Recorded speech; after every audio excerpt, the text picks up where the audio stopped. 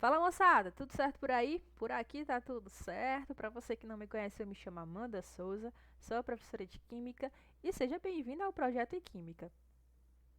O intuito do vídeo de hoje é a gente resolver aqui comentar com vocês as questõezinhas do tradicional vestibular da URCA. Para quem não conhece a URCA, ela é a Universidade Regional do Cariri, uma universidade situada no estado do Ceará, ok?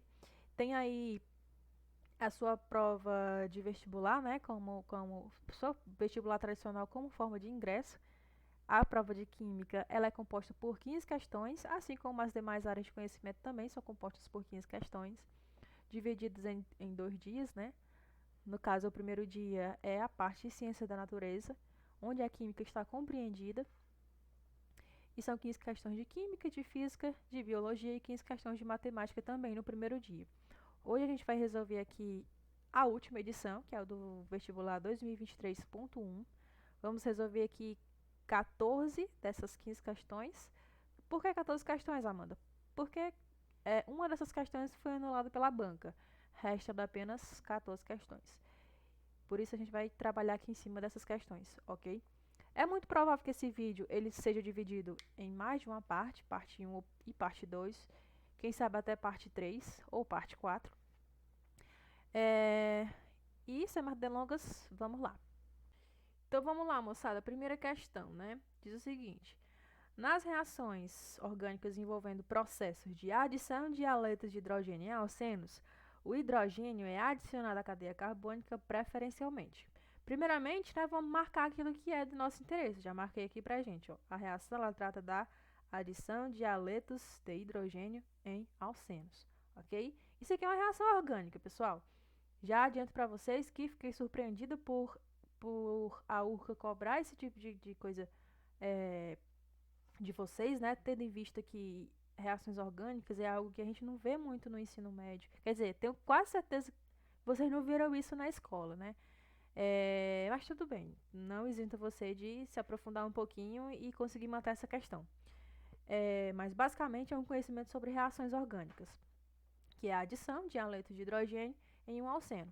Primeiramente, o que é aleto de hidrogênio, Amanda? Não me lembro. Aleto de hidrogênio, pessoal, é um exemplo disso, um átomo de hidrogênio ligado a um halogênio, que pode ser, por exemplo, o cloro, pode ser um hidrogênio ligado ao átomo de bromo, pode ser o hidrogênio ligado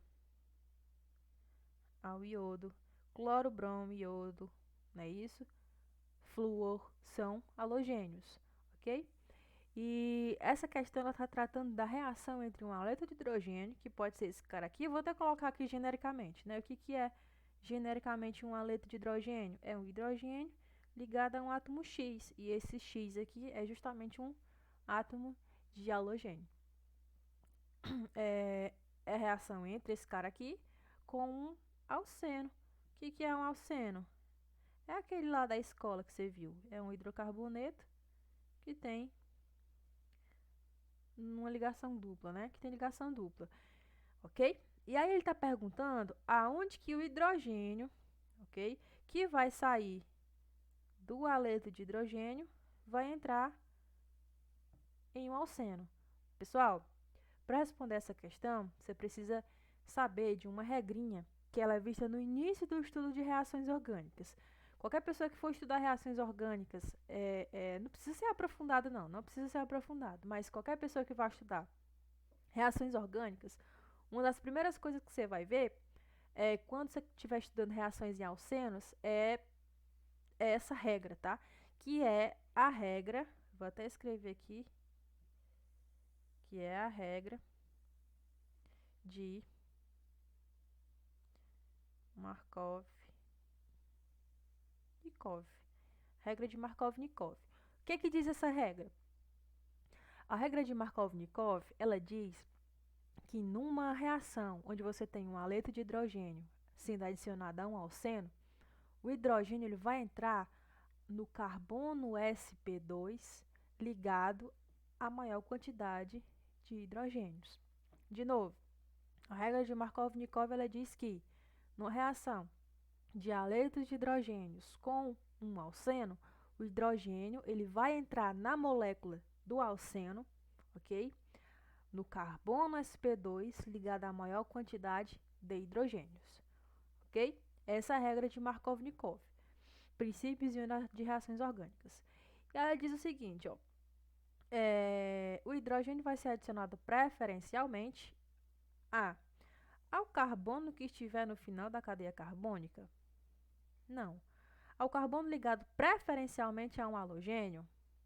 Não. Ao carbono ligado por ligações duplas que tiver a maior quantidade de hidrogênios já ligados a ele? Tá parecido com a regra de Markovnikov, tá? Acabei de falar para vocês. Vamos para a próxima.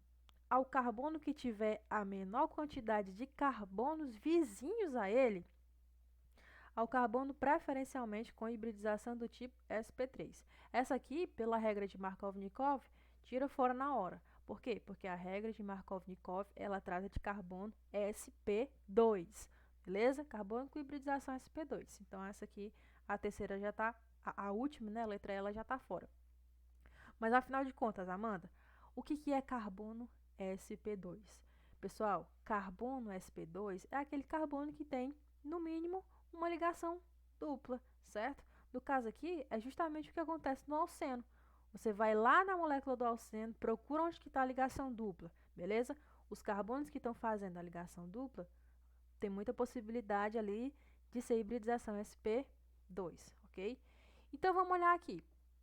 A gente tem aqui esse carbono, que é um carbono sp2, por quê? Porque ele tem uma ligação dupla e duas ligações simples. Então, ele é um carbono sp2. E esse carbono aqui também é um carbono sp2, beleza? Então, vamos lá para a letra C, que era a que estava mais parecida que a gente tinha deixado. O hidrogênio ele vai entrar ao carbono ligado por ligações duplas, ok? Por ligações duplas, beleza? Que é carbono sp2, que tiver a maior quantidade de hidrogênio ligados a ele. É justamente essa alternativa aqui, que a gente viu que a regra de Markovnikov, ela diz justamente isso.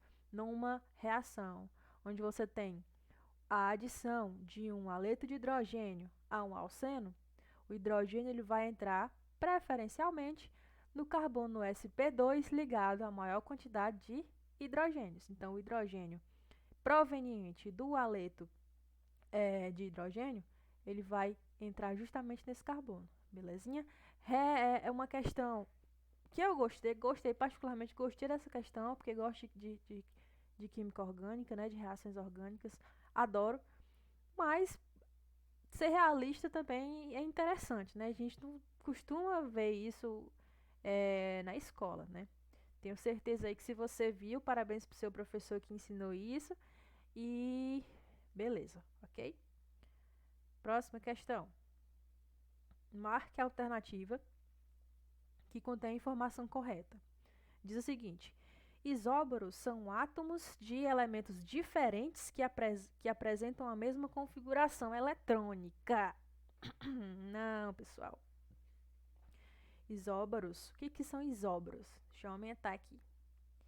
Isóbaros, cara, são aqueles átomos que apresentam a massa igual, beleza? Mesma massa são isóbaros, ok? E aqui ele está falando que tem a mesma configuração eletrônica. Tá errado. Letra B. Isótonos são átomos de elementos diferentes que apresentam o mesmo conjunto de números quânticos? Não é isso. Também não é. Isótopos são átomos de elementos diferentes que possuem o mesmo número atômico? Cara, isótopos, o professor de vocês deve ter dito, que é quando tem o mesmo número de prótons. Não é isso? Tem até aquela regrinha lá que ele fala o seguinte, que você observa aqui, né? Por exemplo, isótopos, a gente tem o P aqui no meio. P, você lembra de próton, não é isso? Isótonos, tem N, você lembra de nêutrons.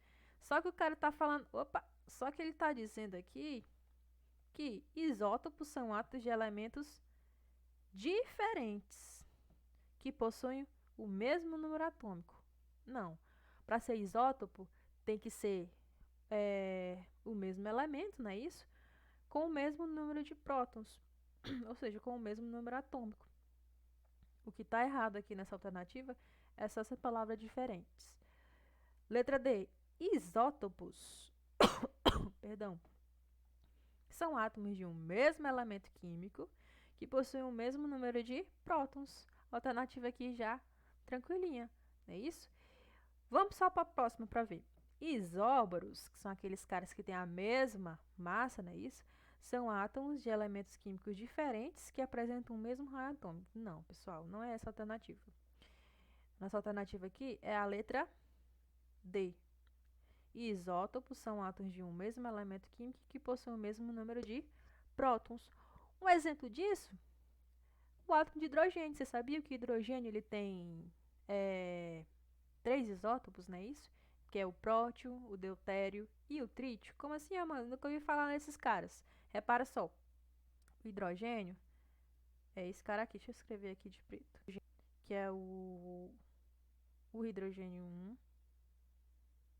O número de prótons dele é o mesmo, porque eles são isótopos. Só que esse aqui ele tem massa 1, esse aqui tem massa 2 e esse aqui tem massa 3.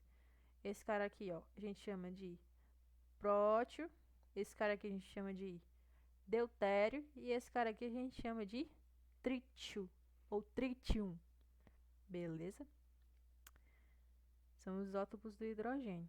Você que não sabia, tá aí. Confirmando, ó, que isótopos são átomos de um mesmo elemento químico que possuem o mesmo número de prótons. Todo mundo aqui tá com o mesmo número de prótons. Beleza? Só tá mudando quem? A massa, não é isso? Vamos para a questão 34.